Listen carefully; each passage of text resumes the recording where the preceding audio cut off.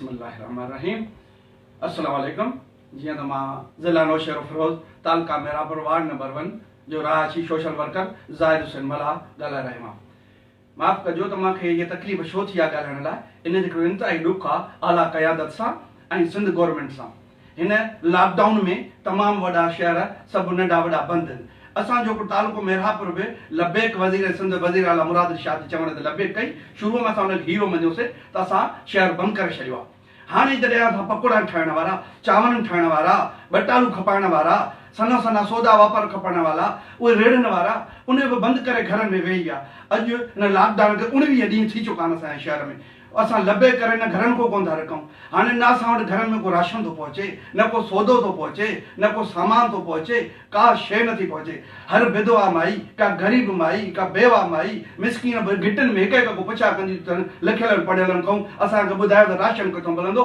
ऐं सिंध गवर्नमेंट जी वज़ीर आला क़ाइम शाह नफ़ीसा थी चए त असां सॼी सिंध में सौदो विराए छॾियो आहे। मां हुन अर्ज़ु थो कयां बीबी मोहतरमा खे नफ़ीसा सैयद साहिब खे त ॾिसो अचे सिंध जी विज़िट कयो त कहिड़े घर में सौदो मिलियो आहे। मां पंहिंजे हिकिड़े नंढड़े शहर जे वार्ड नंबर 1 जी थो ॻाल्हि कयां। माछी महला जी ॻाल्हि थो चयां। असांजे महले में 100 घर आहिनि। उन 100 घर में छा 3 ॾींहं पहिरियों फौजी रेंजर्स जी गाॾी आई आहे। अधु राति जो 3 बजे उन्हनि खे फ़ोन थी करे अचो अॼु पंहिंजो सौदो खणी वञो। सिर्फ़ु 4 घर चईनि खे जेके 100 घरनि खे सुबुह जो ख़बर पई त राति जो 4 घरनि खे सौदो मिलियो आहे त ॿी राति उहो 100 घर निंड न कई आहे। उन्हनि सहिरान जेको पंहिंजी मोबाइल रखियूं वेठा आहिनि उहो सोचनि था त छा असांजे फ़ोन ईंदी। चौथी राति ख़बर थी पई त उहो फौजियुनि जी गाॾी सामान मोटाए वई। छो जो असां वटि लिस्ट ई आई।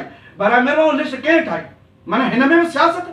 छा हींअर बि सियासत थी करे? छा पंहिंजे नुमाइंदनि खे वाठनि खे चइनि वठो हे नंबर 5 7 माण्हू ॻाल्हाइण जो, 5 माण्हू आणे जो पाड़े मां। इहे 5 माण्हुनि जी लिस्ट पई ठाहे। छो चाहे सिंध गवर्नमेंट सैयद मुराद शाह अर्ज़ु कंदुसि बाहूं ॿधंदुमि साईं अचो पाण ॾिसो विज़िट कयो। हे त ज़ुल्म माण्हू फाकिया था कढनि। माण्हू ख़ुदि ख़ुशि था अची वञनि। पोइ मजबूर थी लॉकडाउन तोड़े रोडनि ते न निकिरंदा, ॿियो काॾे निकिरंदा।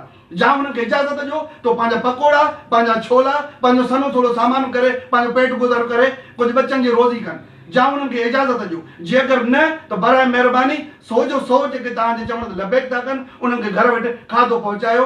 मां हिकिड़ो अर्ज़ु थो कयां इंतिहाई ॾुख जो आहे। हिकिड़ो तव्हां सुठो कमु था कयो पर तव्हांजे हेठियां जेके माण्हू आहिनि उहो नज़म ज़ब्त नथा कनि। सिर्फ़ु पंहिंजनि खे वरी बि ख़ुशहाल माण्हू नवाज़नि था। बेनज़ीर एहसास कार्ड आहे। मतिलबु मञा थो ग़रीब मायूं एहसास कार्ड में जेके मोहतरमा इनकम सपोर्ट वारी ग़रीब मायूं मञा थो, पर छा ॿियूं आयूं ग़रीब न? जेको बि फंड अचे थो, जेकी बि लिस्ट अचे थी बेनज़ीर इनकम सपोर्ट वारी माई जे खज़ाने में उते लिस्ट में अचे थी। एटीएम कार्ड में बि अचे। छा ॿियूं जेके सालनि खां इमरान ख़ान साहिबु चए थो वज़ीर आज़म त लिस्ट असां वटि कोन्हे का।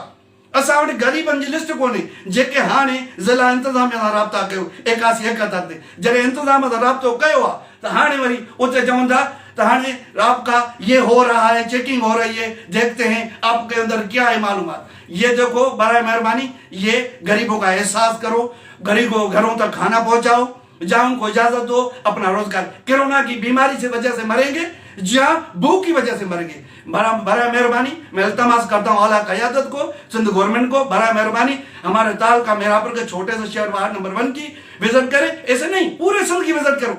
छोटे बड़े गांव में जाओ, गरीब देखो कैसे गुजारा कर रहे हैं अपने बच्चों का। बराए मेहरबानी ये हमारी दुआ कबूल करो।